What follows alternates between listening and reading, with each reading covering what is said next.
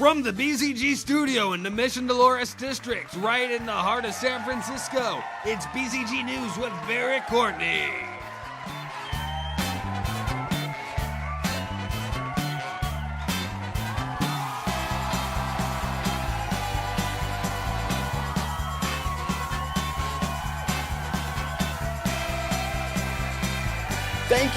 Thank you so much. Thank you over there. Thank you kindly over here with the white hat. Backwards. You look like Kevin Smith. Thank you so much. What's up, everybody? My name is Barrett Courtney, and this is BzG News, BzG's weekly show where I round up all of the important nerdy news for you. We have an exciting show for you guys today. Netflix and Chill is returning, and I'm also not wearing a tie or button-up shirt today. Why?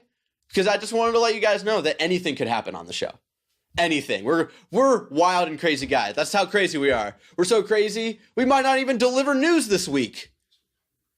No, I'm just kidding. Let's get into the news. The most important and substantial news this week. We here at BzG finally have a website. If you're watching this there, you're cool as fuck. If not, go over there and check it out. The web address is simple. bayazonagamers.wix.com/official. If you want us to make it even simpler, support us over on Patreon so we can afford to have our very own web address. And now to get into some real news, EA somehow made a Star Wars Battlefront announcement for their upcoming DLC without delivering any actual new news. I won't even repeat what they said on the show because, frankly, it's nothing new. And we only deliver this important shit right here. Only the important stuff, the news you need to know. But seriously, the announcement just rehashed shit that we already knew and pretty much ended the announcement with, the DLC's coming. It's all they did. A big PSN sale is happening currently for PS4, PS3, and PS Vita owners. The sale includes games like Fallout 4, Axiom Verge, Batman Arkham Knight, Until Dawn, and more. So if you want to get a lot of really good rated games, go over there and check it out. Ubisoft was pleased when they collected stats for The Division's open beta. 6.4 million people played the beta last weekend with an average playing time of about 5 hours. When Ubisoft looks at the game's stats next month after it's out, they will probably see the same exact numbers. There have been more whispers of a Bioshock collection when the Brazil Advisory Ratings Board recently published a listing for the game. There is speculation that the collection will be revealed sometime in the summer alongside a new Bioshock game reveal. Now this is when we get into it. We're about video game collections and remastering video games.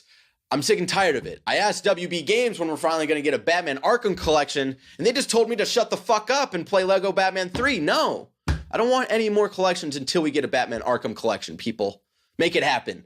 Recently, in an interview, Todd Howard from Bethesda stated that Fallout 4 sold more digitally than physically on day one. Now, if you don't think about this, it sounds really impressive. But if you think about it for just 1 second, you remember that Steam is a thing, and that people, for some fucking reason, are still playing games on PC. And then the story doesn't seem so impressive. So there you go. That was your non-impressive news story for this week. Now, rounding up the news for this week, an exciting news story. If you grew up watching the seminal Kevin Smith films, get fucking ready because Jay and Silent Bob are getting a video game called Jay and Silent Bob Chronic Blunt Punch. It will be a co-op side-scrolling brawler where you play as the famous quick-stop dope dealers, bad-mouthing whoever they need to find out what happened to a local mall's missing customers. The game is being developed by Interabang, who launched the funding campaign for the game on fig.co. But seriously, who would support a Jay and Silent Bob video game? Ladies and gentlemen, that was all the news for this week. But before we wrap up the show, Ricky, where should people go if they want to know what's coming to and leaving Netflix in the month of March? Here? Yes, they come right here to Netflix and Chill with Ricky Baldazan. Ricky, are you ready to find out what's leaving Netflix for the month of March? It's been a month, so yeah. It's been a month, yeah. There you go. So there's not a lot leaving this month. Because last month was so big. Yeah, last month was huge. Yeah. So there's a big collection leaving Netflix, which we'll talk about. Fuck. But, there's still not a lot.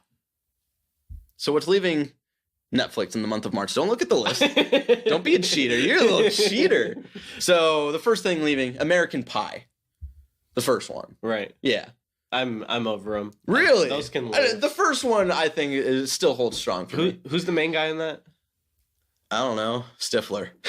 No, not Stifler, but the pie fucker. Pie fucker. Jason Well, Biggs. Is that his name?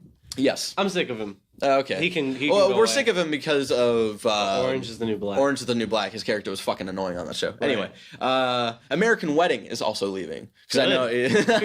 Good. Take it with him. I remember the first time I watched that movie was actually here in San Francisco. But before I moved here, we were here for vacation. I think in like this 2005, maybe 2006, or maybe 2004, 2005. Or 2004, because that was the year American Idiot came out. I remember when we went on vacation here to listen to American Idiot a lot. And I remember watching that in like our hotel room of American Wedding. I was like, what the fuck is going on? Next thing leaving, you might be actually really upset about this. Jumanji. Remember when Robin Williams died that day? And then we did a drinking game for Jumanji? Sad day. Yeah, it was a sad day, but we made some good memories there. You're telling me I have to buy Jumanji now? I have to pay for that shit? What else is leaving? Not another teen movie. Did you ever see this one? Yeah. I actually have a weird connection with this movie. Oh, yeah? I've watched it a million times. Yep. It's because the foreign exchange student, right? Where she's all nude. Yeah, that's probably exactly why. Now that I think about it, that's sad though. I haven't watched some funny scenes in that movie. Just callbacks to great 80s teen movies. Yeah, that's a good like if you're just gonna be at home. Yeah, just bored, just like doing chores or whatever. It's a good film where you don't have to pay a lot of attention, and then when you go like. When you stop and pay attention to it for a minute, you're like, oh, okay. Yeah. So if you want something like that, make sure to watch that before it leaves. Next thing leaving, every single TED Talk that has been on Netflix. Oh, thank God. Bye. Nobody cares. Damn, dude, you're about to get a lot of hate on Twitter. No Tweet at one Baldasan96. Tell him why he's so fucking stupid for not liking TED Talks. You could send all your hate there because I don't even go on. Yeah, only two more that's leaving Netflix. Okay. It's a good month for not a lot of things are leaving. For keeping things. Dr. Dolittle 3. Good. Good. It's not even the first one. Was the first one even good? No. What do I care about you understanding animals 3 times? Whoopity fucking do. It's like Tim Allen being Santa Claus for 3 times. I don't care. And it's not even Tim Allen. By the third one, it's like some nobody actress who's playing for Santa Claus? No, I'm Dr. Dolittle. No, Dr. Dolittle. Tim Allen was never in those. No, I know. I'm just saying, like it's not even Eddie Murphy in Eddie this Murphy. One. Yeah, the last one it was like something that someone completely niece different or something. I don't care. And then the last thing leaving Netflix for the month of March, Sandlot 2. Did you ever watch that one? I did. I just remember that one because isn't that the one where it's like the boys and the girls facing off, and then he's like, "You throw like a girl." She's like, "Fuck you." I vaguely remember that movie. It's not the first one. It's not the first one. It really is. Seems like a good month for Netflix, getting rid of a lot of throwaways, other than Jumanji. Jumanji, sort of not another teen movie. Yeah, because that's just a really good, silly stoner movie to watch. Well, not really stoners. It can be. It can be. Has the potential. So, Ricky, are you ready to find out what's coming to Netflix in the month of March? So here we go. First thing, Good Burger from 1970 or not 79, 89. 99. Yeah, there you go. Good Burger is coming.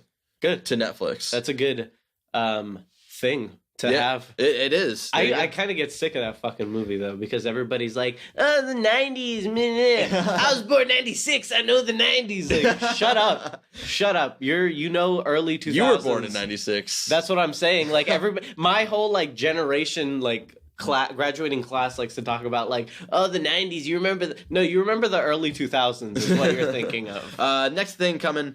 This is why I got confused with dates and stuff. Star Trek, the movie Star Trek from 1979. Nice. Yeah, there you go. And then if you want to follow that up, Star Trek 2, The Wrath of Khan. Ooh. Yeah, there you go. That's some serious shit. So if you want Star Trek movies that actually sort of really capture the classic Star Trek feel, not that I'm hating on J.J. Abrams' Star Treks, they just don't feel like Star Trek. Yeah. But if you want Star Trek movies that feel like Star Trek, check those out when they're out in March. If you don't want to watch, Generation.